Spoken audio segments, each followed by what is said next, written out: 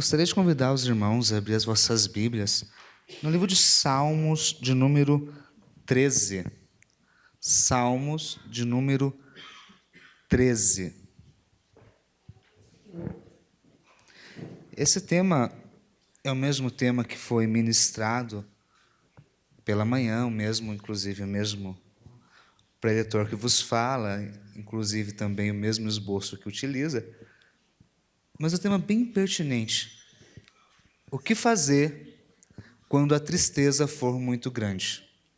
O que fazer quando a tristeza for muito grande? Diz assim o texto: Até quando, Senhor?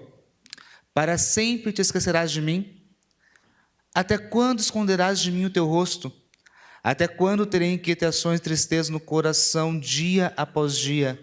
Até quando meu inimigo triunfará sobre mim? Olha para mim e responde, Senhor meu Deus. Ilumina meus olhos, do contrário dormirei o sono da morte. Os meus inimigos dirão, eu o venci. E os meus adversários festejarão o meu fracasso. Eu, porém, confio em teu amor. O meu coração exulta em tua salvação. Quero cantar ao Senhor pelo bem que me tem feito. Vamos orar mais uma vez? Curva sua cabeça comigo. Deus, neste momento que a sua palavra está ministrada, peço que o teu doce e meigo Espírito ilumine os corações. Que essa palavra possa achar guarida em nosso ser, Pai, e frutificar para a glória de teu nome. É o meu pedido, em nome de Jesus. Amém. Eu acho interessante a gente falar sobre sofrimento num mês em que o tema é alegria, né? Em um mês que é alegria, por que eu vou falar de sofrimento? Mas a questão é bem simples. Só aprende a viver uma vida alegre aquele que aprende a lidar com o sofrimento. Se nós não aprendermos a lidar com o sofrimento, não temos a possibilidade alguma de desfrutar realmente uma vida alegre. Esse texto de Salmos que eu li com os irmãos é um texto que foi escrito de ou para Davi, mas que relata uma situação bem especial, uma situação de guerra, de luta. É bem provável que tenha sido escrito no momento de perseguição de Davi. E é neste momento que ele dá um grito de desespero. Até quando? E para isso, para te falar sobre o sofrimento, eu necessito dizer aos irmãos algumas verdades. E não são as verdades que são tão simples de nós aceitarmos. São verdades pesadas acerca do sofrimento. E a primeira verdade que eu gostaria de falar com os irmãos é a seguinte: o sofrimento, ele é inevitável. O sofrimento é inevitável. Todos nós, um momento ou outro, vamos passar por uma situação de sofrimento. Todos nós, mesmo sendo os mais fiéis, os mais justos que possam se achar, vamos passar por sofrimento. Não tem como escapar. O sofrimento faz parte da nossa existência. Não há possibilidade. Pode ser a perca de um ente querido, pode ser uma situação de enfermidade, pode ser uma situação financeira, mas não tem como. O sofrimento, ele chega. É inevitável. E essa é uma verdade. Uma outra verdade que eu posso falar com os irmãos é que não existe caminho fácil para lidar com o sofrimento. A gente vive uma época que as pessoas têm fórmulas prontas para tudo. 10 leis para ser feliz, 7 hábitos de pessoa altamente eficaz. Você vai nas livrarias, tem filas e filas de dicas e dicas de como ser feliz, de como superar qualquer dor e qualquer tristeza. Mas eu digo para vocês, não existe caminho fácil para se lidar com o sofrimento. Não tem. Não existe fórmula mágica. Esses manuais que tentam redigir a nossa vida, eles não trazem uma resposta satisfatória para a situação do sofrimento. Pelo simples fato que cada um de nós acaba experimentando o sofrimento de maneiras diferentes. Não tem um esquema. A vida é muito mais que a matemática 1 mais 1 igual a 2, não tem? Não funciona assim. Outra verdade que eu tenho que falar para os irmãos, que todos nós nascemos em um ambiente de sofrimento. Como assim, Darlison? Bem simples. Quando nós viemos ao mundo, o mal já estava no mundo. Nós não viemos ao céu, nós viemos ao mundo, com pessoas com suas falhas, um mundo com suas injustiças, um mundo em que há o mal. E nós nascemos nesse mundo em que o mal já existia. Nós não nascemos no paraíso.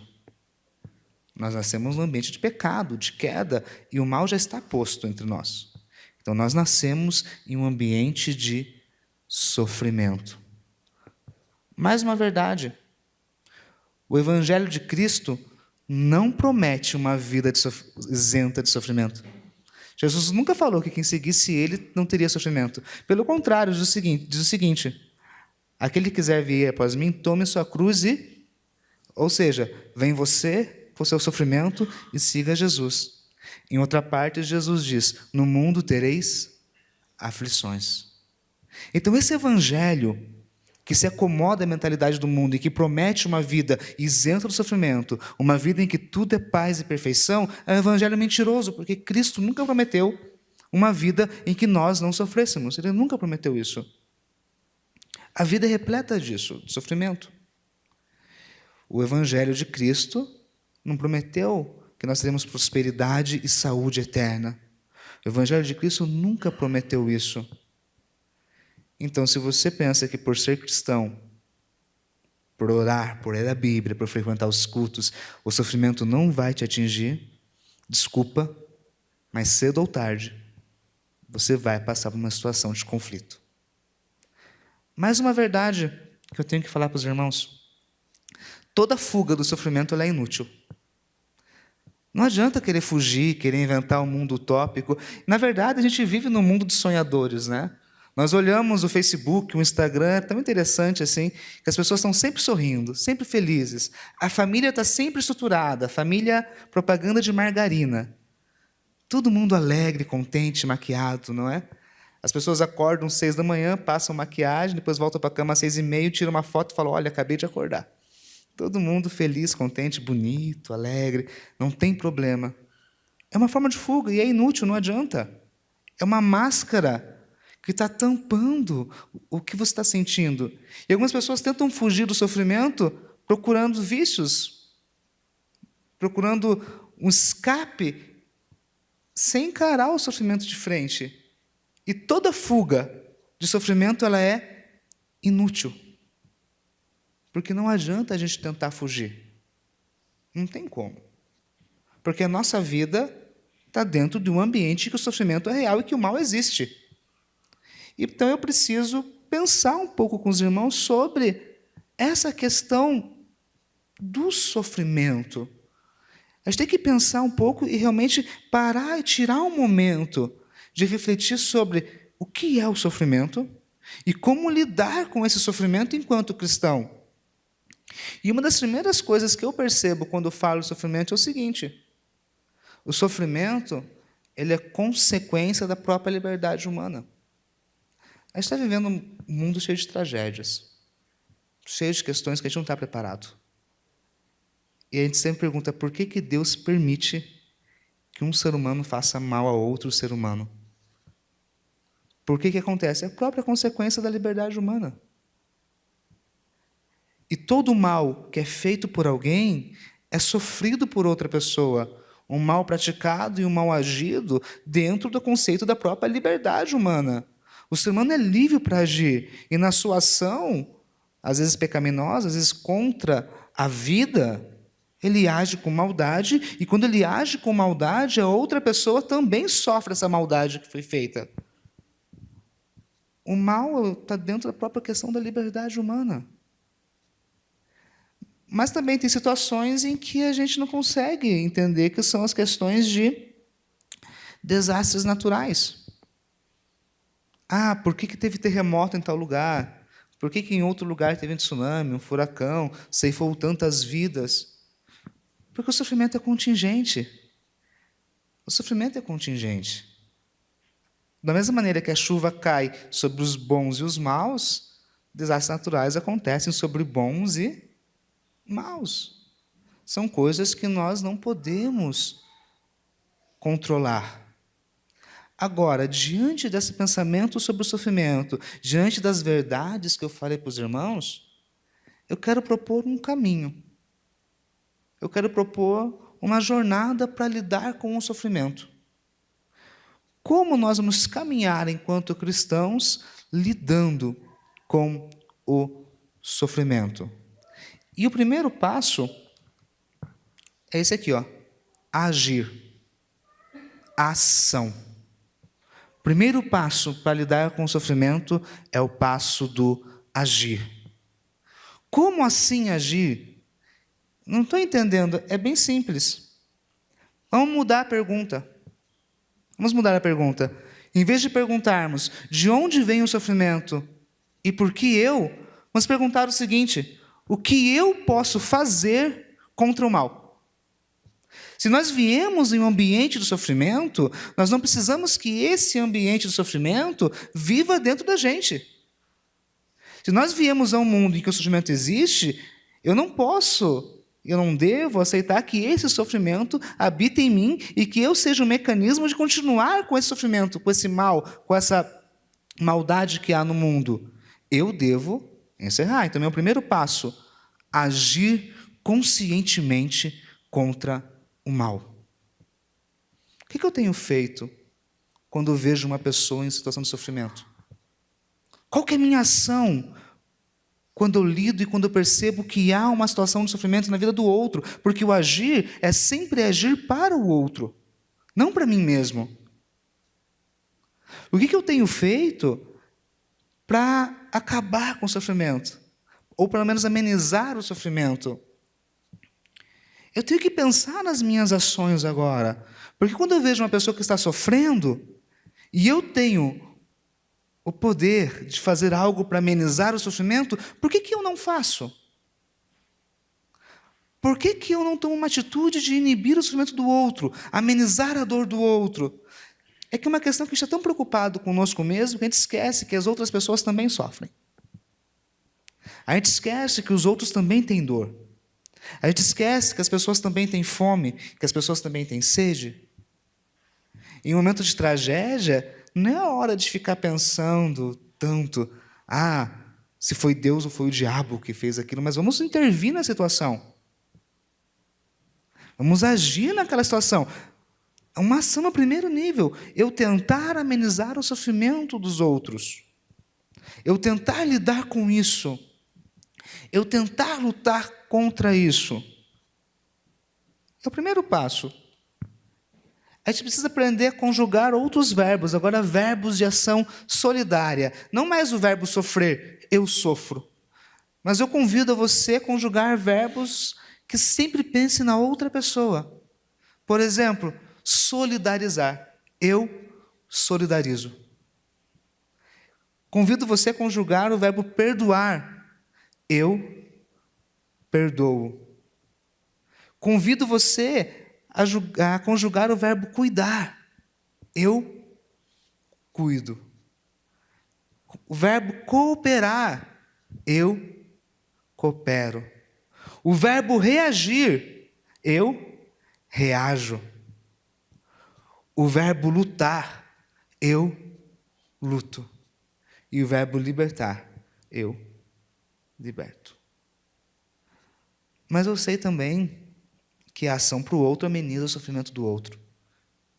Mas quando sou eu que sofro? Quando o mal bate na minha porta? Porque alguém pode pensar, eu estou sofrendo, o que eu faço agora? Aí vem meu segundo conselho, um segundo nível, o segundo passo. Aqui ainda diante do primeiro, que ame teu próximo como a ti mesmo, da ação. E o segundo passo, o segundo nível, é o nível do sentir. Sentimento. Como que eu lido e como que eu trabalho, ou melhor dizendo, como que eu devo trabalhar o sofrimento na minha vida. E aí eu vou recorrer ao salmista de novo. Primeira coisa, entender que nós não temos resposta para tudo. Às vezes a gente quer entender demais as coisas. A gente quer explicar tudo tão racionalmente, sabe? A gente quer dizer, eu estou sofrendo porque eu estou em pecado, né? Primeira coisa que vem na nossa mente. E às vezes não é. Eu tenho que entender que eu não tenho resposta para todas as coisas. Deus é um Deus misterioso. Isaías diz o seguinte: verdadeiramente, tu és um Deus que se esconde, ó Deus e Salvador de Israel. Deus é misterioso. Eu tenho que entender que eu não tenho resposta para tudo. Por que aconteceu isso comigo? Por que está com essa situação? Não sei. Não posso explicar. Quando a gente aceita que tem coisas que a gente não pode explicar, às vezes é um pouco mais fácil de lidar com isso. O problema é que a gente quer controlar, inclusive, tudo, inclusive Deus. Nós queremos ter o controle de cada passo da nossa vida. Nós queremos ter o controle de cada andada, de cada caminhada, de cada jornada. Mas tem situações que simplesmente eu digo, não tenho resposta para isso. Eu tenho que entender, porque a vida ela é contingente. A vida funciona desse jeito. A vida funciona na contingência. Não temos controle. A nossa vida não é programada do início ao fim, que hoje acordamos e vamos amanhã fazer isso, outra manhã fazer aquilo. Não tem como. Hoje podemos estar bem, amanhã podemos estar mal. Não temos o controle e temos que entender, então, que não temos resposta para todas as perguntas. O segundo, e aí o salmista nos ajuda bastante, é ter a impaciência da esperança. Paradoxo, né? A impaciência da esperança. O grito do salmista é o grito do pedido de socorro. Até quando, Senhor? É o grito que clama a Deus por justiça. Não é errado você desabafar com Deus. Nem um pouco. Na verdade, Deus nos aconselha a isso. Não é errado nós olharmos a Deus procurando ajuda. Não é errado. Mas é uma impaciência que se baseia na esperança que temos um Deus vivo que age a nosso favor e que está disposto a escutar a nossa oração. Só falamos a Deus porque sabemos que Ele nos escuta. Só clamamos a Deus porque Deus, no fim das contas, é a nossa esperança. Só clamamos a Deus porque sabemos que, no final das contas, Ele é o justo juiz que dará resposta às nossas perguntas. Clamamos a Deus porque sabemos que nosso Redentor está pertinho da gente. Tenha a impaciência da esperança. Clame a Deus. Clame. Espere em Deus. Confie em Deus. Creia, apesar de. O salmista novamente nos diz: eu, porém, confio em teu amor. O meu coração exulta em tua salvação. Quero cantar ao Senhor pelo bem que Ele me tem feito. Creia, apesar das coisas não estarem indo muito bem para você. Creia, apesar de você estar passando uma situação muito complicada.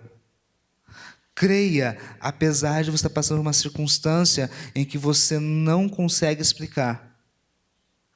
Creia, apesar da sua impaciência. Creia que o teu Redentor vive e que Ele se levantará sobre a terra e que Ele trará justiça à sua vida. Apesar da circunstância que você está vivendo, apesar da situação que você se encontra, apesar das lágrimas que você derrama pela noite, eu digo para você, creia. Creia. Creia apesar desse sofrimento que você está passando. Creia apesar das circunstâncias adversas que você enfrenta. Creia, apesar de. Nós não conseguimos explicar tudo. Não conseguimos. Nós temos a impaciência na esperança. Nós temos que lidar com esse crer, apesar de. E temos que aprender a confiar no amor de Deus. Eu, porém, confio no teu amor. O meu coração exulta em tua salvação. Confiar no amor de Deus é entender que você tem um Deus que sofre junto com você. Deus te amou tanto que Ele se fez homem, Ele sofreu por você. A dor que você sente, Ele sentiu enquanto humano. A angústia que você sente, Ele também sentiu. Um Deus que se compadeceu tanto, que se fez ser humano, Ele se identifica com você. Jesus Cristo se identifica no teu sofrimento. Você não está sozinho. Você não está sozinho. Você tem um Deus que se compadece da tua dor. Você tem um Deus que está ao seu lado. Você tem um Deus que vai te ajudar. Um Deus que te ama tanto, que estava disposto a dar seu filho por amor de você. Eu não conheço todos os problemas que vocês passam. Alguns nem manifestam toda a dor que passam. Alguns sofrem em silêncio na noite. Alguns choram sozinhos. Mas você tem um Deus que te entende, um Deus que te acompanha, um Deus que te ajuda, um Deus que manifesta sua graça e seu amor para você. Confia no amor de Deus. Esse é o caminho para a gente aprender a lidar com o nosso próprio sofrimento. Se no agir eu ajudo o outro, no sentir eu ajudo a mim mesmo confiando em Deus. Se no agir eu amenizo a dor do outro, no sentir eu permito que Deus trabalhe em meu coração e que a minha dor seja amenizada. Deus te convida a ter esse relacionamento com Ele. Deus te convida a você entender e aceitar que esse amor seja derramado em seu coração de forma abundante. Creia, confie, entenda. É um desafio, eu confesso, porque não existe caminho fácil para lidar com o sofrimento. E o caminho da fé é o caminho mais radical que existe, porque nós lançamos toda a nossa confiança em um ser que é transcendente. Mas mesmo assim, Ele está tão perto de você, que Ele está disposto a te ajudar a lidar com a situação. Convido os irmãos a ficarem em pé.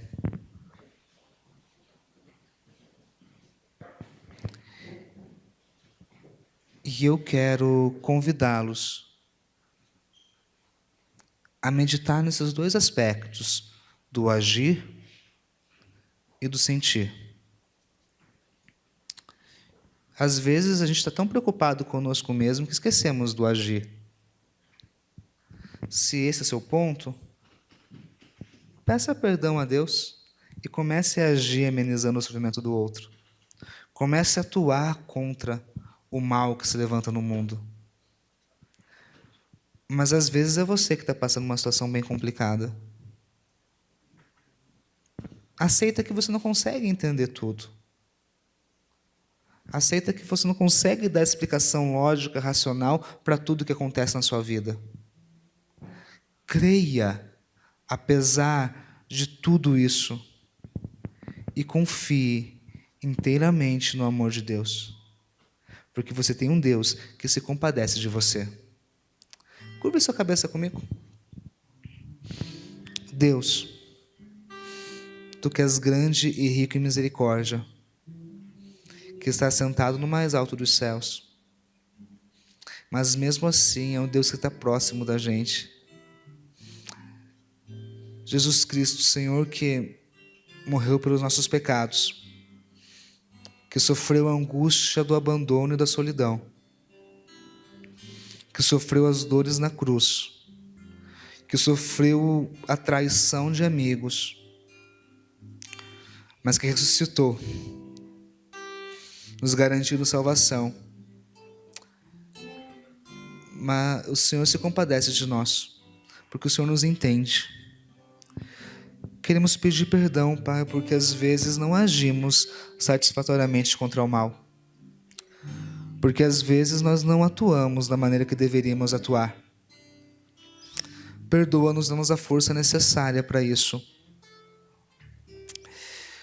Mas às vezes nós sofremos, Pai, então precisamos aprender a lidar com o sofrimento para que a gente possa aprender a ter alegria no Senhor. Nos ajuda, amigo Espírito Santo, a entender que a gente não tem explicação para todas as coisas. Nos ajude, Pai, a crer apesar de todas as circunstâncias. Nos ajuda, Senhor, a confiar no Teu amor, mesmo na hora mais escura e na noite de maior angústia, Pai. Lembra-te de nós, Pai, no momento do nosso choro. E clamamos, Pai, até quando? Mas não clamamos com uma reivindicação, Pai. Clamamos com uma confiança na esperança da Tua justiça. Porque cremos que o Senhor é vivo, Pai. E cremos que o Senhor é capaz de mudar a nossa realidade. Com fé e com esperança pedimos em nome de Jesus, nosso Rei. Consola-nos, Deus, e ajuda-nos a cumprir a Tua missão. É o meu pedido, em nome de Jesus, nosso Senhor e Mestre. Amém.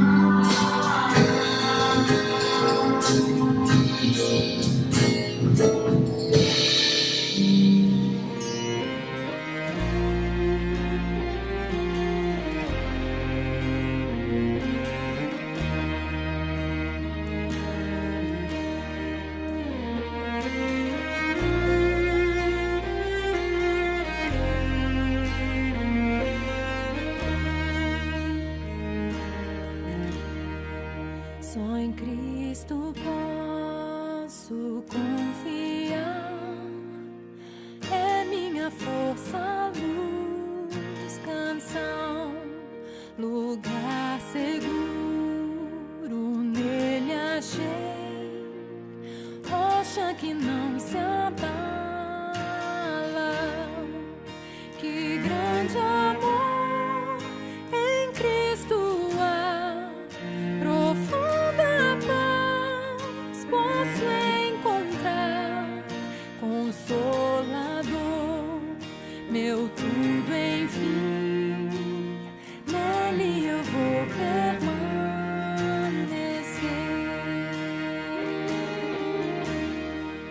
Só Cristo